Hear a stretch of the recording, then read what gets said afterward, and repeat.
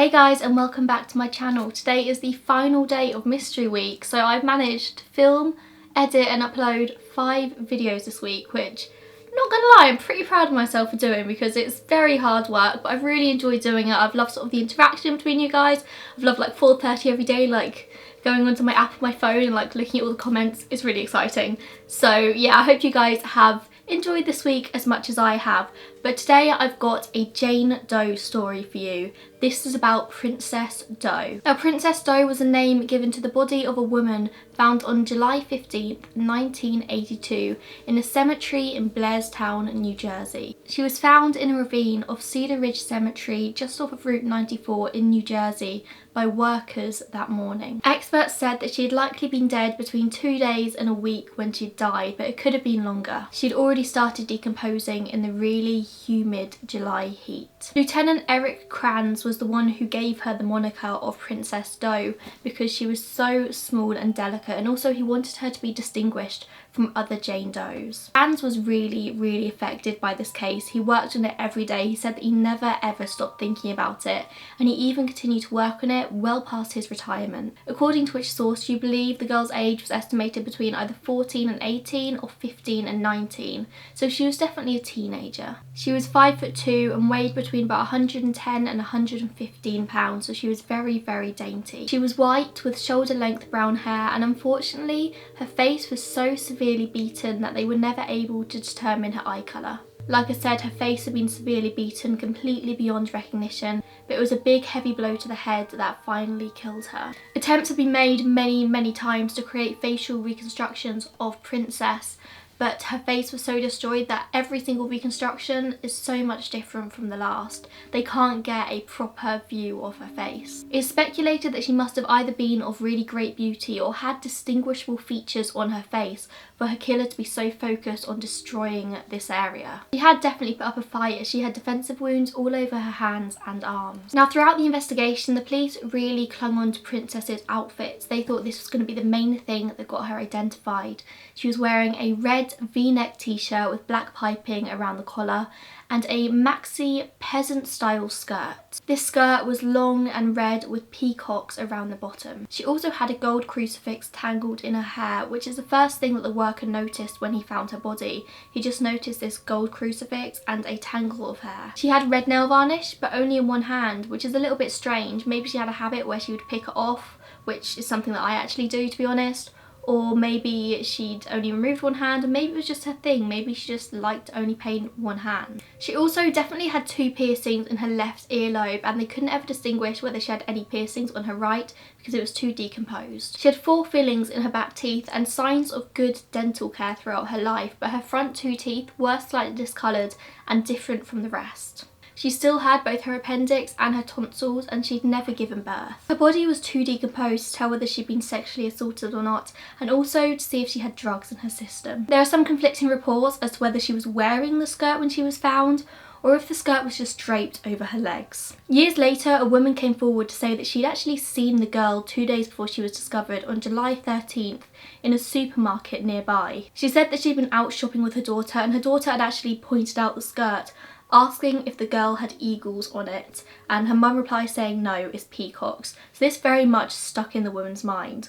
Why it took her years to come forward, I'm not too sure. On June 30th, 1983, Princess became the first person entered into the FBI's National Computerized Unidentified Deceased Files. Basically, she was the first Jane Doe entered into the FBI's computerized system. In recent years, 2012 to be exact, isotope analysis was done on Princess's hair and her teeth to more accurately discover where she came from. When the results came back, there was no doubt that she'd most likely been born and raised in the United States. Her hair showed that she most likely spent at least 7 to 10 months living in a Midwestern or Northeastern state. Her teeth indicated that she'd spent a lot of time in Arizona, but also both showed that she'd been spending a lot of time in Long Island, New York. It doesn't give us an exact pinpoint location, but it does show us where Princess had maybe moved in her life, and for somebody so young, this could be quite substantial evidence. The skirt and top she was wearing were both traced to a manufacturer in the Midwest, however they were sold at a shop in Long Island, New York. Luckily, the police and investigators still have access to Princess Doe's DNA, so if at any point in the future they need to do more testing, they have the option available to them. Over the years, people have made so many different matches to Princess Doe, but none of them have turned out to be correct. The most relevant one is Diane Dye. Now, Diane went missing on July 30th, 1979, when she was just 13 years old, so already she kind of matches up with the age of Princess. She was last seen alive by a friend at a shopping centre in December 1981 in San Jose. Now, she definitely matched Princess physically, around the same height, same weight, sort of same hair colour. There are a lot of things which you can see why people made this match. But she did have a lot of dental inconsistencies, and to be honest, that's kind of the main thing that people look for when they're trying to match bodies, and Diane's teeth didn't match up with Princess's. And the New Jersey police even did press conferences confirming that Diane was Princess Doe, and this obviously caused a lot of pain for Diane's family. So Krantz, who did not believe at any point that Diane Dye was Princess Doe, contacted Diane's mum and asked her for a DNA sample, and he got it tested to see if Diane's mother was the mum of Princess Doe, and obviously it came back as not a match. Now, there is a lot of misinformation about this particular case on the internet and a lot of confusion, mainly down to popular culture. There was a TV show called Fear which aired years ago, which showed a fictionalised version of Princess Doe. Apparently she'd been found dead, decapitated, and her hands cut off at a campground. And apparently in the show this was all down to cult activity, so a lot of people get very much confused in real life, thinking that this fictionalised version of events, where she was also called Princess Doe, is the real life princess, and it just isn't. Now, very interestingly, in the late 1990s, in 99 to be exact, new evidence came to light about this case, and it kind of threw a complete spanner in the works. Now, in the early 80s, there was a man called Arthur Kinlaw living in the New York area. He ran a prostitution ring and was married to a woman named Donna. Now, in 1999, both Arthur and Donna are arrested in California after being caught using a fake name to sign welfare papers.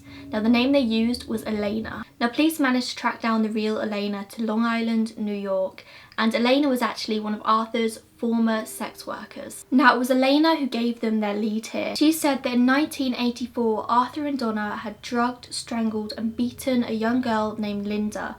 Now, she'd been beaten with an aluminium baseball bat. Apparently Linda was a teenager who'd run into Arthur at a bar, and Arthur had basically told her that she was going to become one of his prostitutes. She refused, and so they killed her. Wrapped her in a shower curtain and dumped her body in the East River, and she was eventually discovered. But even to this day, even though Elena gave us the name Linda, she's still unidentified. Now, Arthur admitted this murder in court, but refused to admit 3 other deaths that he'd been linked to, including Princess Doe. Donna wants to avoid prison for herself, so she basically squeals to the police. Reportedly, Donna admitted that Arthur had killed 3 other women, a 300-pound disabled woman whose name I couldn't find on the internet, one of Arthur's sex workers called Christine Komza, and Princess Doe. Donna said that Arthur had brought a girl around 18 years old matching Princess's description home one day. They spent a few hours together, maybe a couple of days, and then Arthur leaves with this girl and returns without her, and apparently later admits that he killed her. However, even though she spent hours with her, she couldn't tell the police this girl's name or any distinguishable features about her. But she did a facial reconstruction with an artist, and it came back looking what you could imagine Princess Doe did look like. Was Donna just trying to save her own ass, thinking that if she admitted to the police that she would avoid jail for herself, or was she actually telling the truth? Arthur completely denied the other 3 allegations, and the police have said that they can't confirm nor deny that Arthur was the one who killed Princess Doe, so you're kind of at a stalemate here. If the police could just find out one detail, either what happened to her or her name, they'd probably fill in the rest of the blanks, but of course they've still got nothing. The main thing that I find really upsetting about Jane Doe cases is when they're found and they seem to be loved and in fairly healthy condition, but yet still nobody comes forward to claim them as their relative or their friend. Princess was in pretty healthy condition. Even though she was skinny, she wasn't unhealthy. She'd had dental work, meaning that at some point in her life she'd been able to afford that, or somebody had had insurance to cover her. She was also fairly young, meaning that if she'd moved out it would have only have been recently, but still there's nothing there. Detectives are like 95% sure that she is from Long Island, maybe spending some time in Midwestern states around Arizona, but they think she's from Long Island and lived there at the time of her death. Like I said earlier in the video, all of the facial reconstructions are so different from the next one, meaning that it must be so difficult to get an ID on this person when you have no idea what their face looked like. And she also had no sort of obvious scars or marks on the rest of her body. You hear a lot of stories of Jane and John Doe's whose families are desperately looking for them, but maybe due to state boundaries and different jurisdictions, all of the evidence just sort of gets lost in the system. And that's kind of what I hope has happened here with Princess Doe, because I'm sure she has somebody out there looking for her. If there's any type of mystery that these true crime videos online can help solve, I believe it to be Jane and John Doe cases. All you need to do is get that story and that description out there, and maybe it will ring a bell for someone. And that is the end of the story of Princess Doe, or hopefully just the end of her story up to this point. I hope that somebody will come forward and tell people her name. But if you enjoyed this, please make sure you give it a thumbs up and subscribe to my channel. Comments down below as always, and I will see you in my next one. Bye guys.